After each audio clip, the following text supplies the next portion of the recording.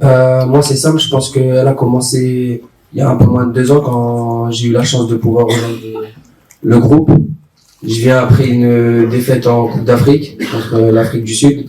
Donc, c'était un moment un peu noir pour tous les Marocains. Et voilà, pendant 2 ans, avec notre sélectionneur, on a travaillé corps et âme sur le terrain et à l'entraînement pour pouvoir appliquer ces consignes et venir à la prochaine CAN le plus près possible. Et c'est chose faite. Aujourd'hui, on est à un match d'écrire l'histoire. Donc, je pense qu'on est le plus concentré possible. Et comme je l'ai dit en introduction, quand tu bats le Nigeria et que tu vois des joueurs comme Ashraf, comme Brahim Diaz, comme Yassine Bounou pleurer parce qu'ils savent comment c'est dur une Coupe d'Afrique, tu te rends encore plus compte de l'exploit que tu es en train de faire et t'en veux plus. Donc, tu sais que la dernière match, va falloir essayer et tout faire pour la franchir. Donc, on est prêt, on est concentré. Non, concernant l'arbitrage, je me suis exprimé à la dernière conférence de presse. C'est pas quelque chose qui doit nous polluer et qui va pas nous polluer. Aujourd'hui, voilà, les erreurs d'arbitrage ou les discussions sur l'arbitrage, et à chaque match, que ce soit à la CAN ou en Europe, il y a toujours des histoires d'arbitrage. De toute façon, c'est comme ça. Ce qui est dommageable, c'est que on en fasse trop, il faut les protéger.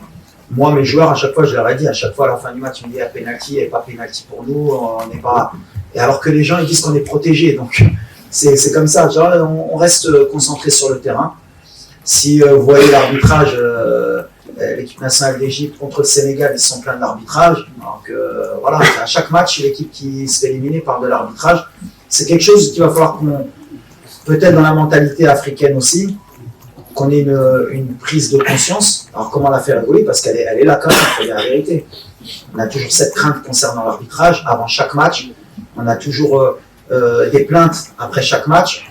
Alors voilà, il faudra peut-être s'asseoir entre dirigeants, avec l'arbitrage, avec les joueurs, avec les coachs, pour qu'on a, comment je peux dire, aplanir un peu tout ça, pour qu'on reparte peut-être d'une feuille blanche.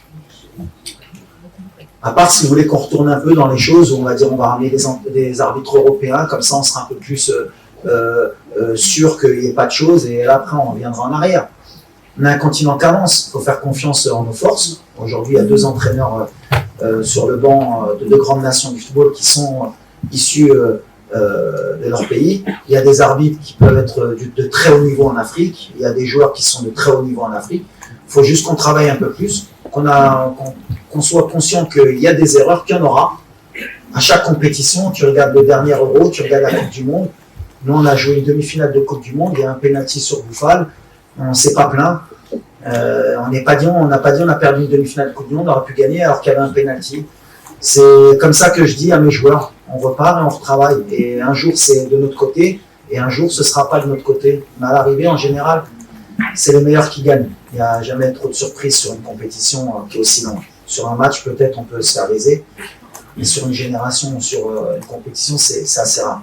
En tout cas, moi, je dis aux arbitres, continuez, travaillez comme nous on doit travailler, et voilà. Et vive l'arbitrage africain, vive les joueurs africains, et vive l'Afrique. Ce qui m'importe. Bien por Brian, es lo que te he dicho la otra vez. Es su mentalidad. Ha cambiado mucho.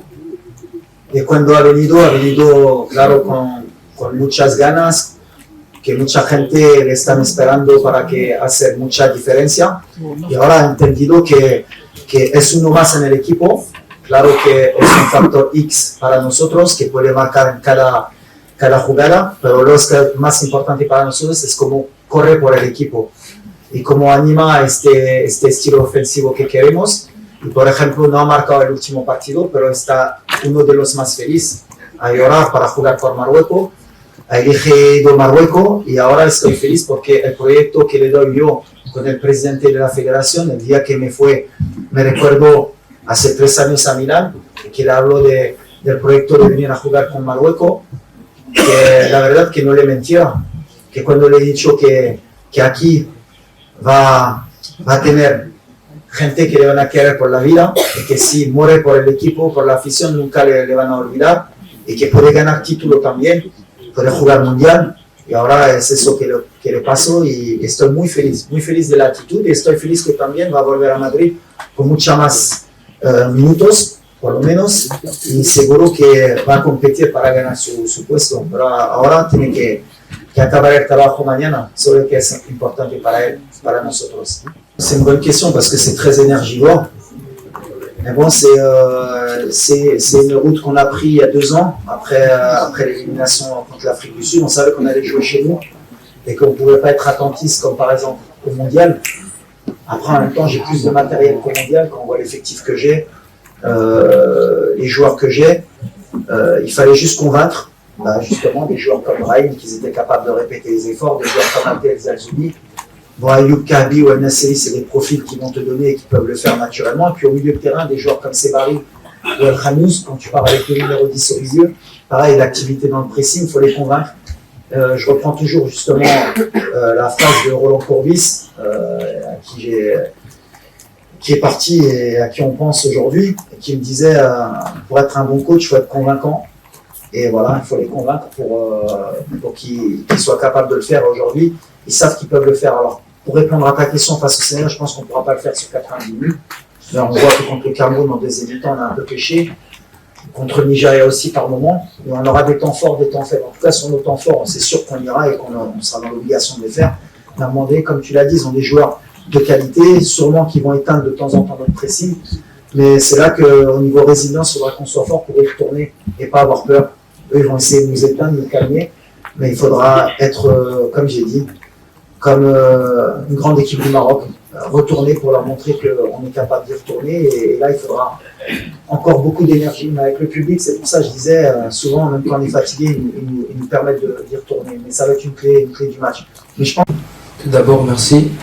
Et oui, on peut dire que je suis très chanceux de pouvoir faire partie de cette aventure qui est pour l'instant incroyable et que j'espère qu'il le restera. Qu'est-ce que je pourrais transmettre aux générations futures? Déjà, la difficulté d'une CAN. J'imaginais pas que c'était aussi difficile, sincèrement. Aussi bien que le football africain, j'en ai fait part aussi à Walid, à mon arrivée en sélection. On peut voir que le football africain se développe. Il y a de très très bons joueurs en Afrique, parfois même pas très connus. Et tu t'en rends compte durant les matchs.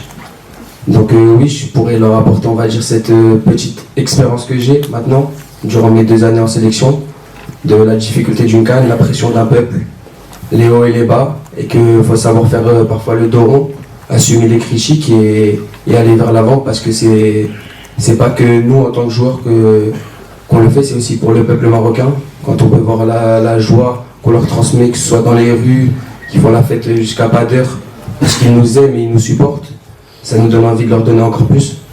Alors c'est bien parce qu'en plus on a commencé avec Romain, on a joué avec Yannick, on finit avec Adam. Donc alors Romain pendant 1 an et quelques il n'était pas venu à cause de blessures ou des choix aussi de ma part.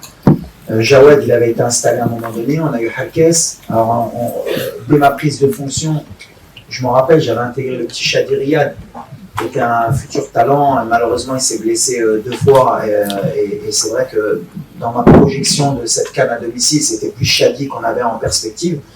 Malheureusement, il s'est blessé. Et entre-temps, j'ai essayé beaucoup de charnières centrales. Ma crainte, honnêtement, la vérité, c'était pas qui allait jouer. C'était plus Aguerd, faut pas qu'il se blesse.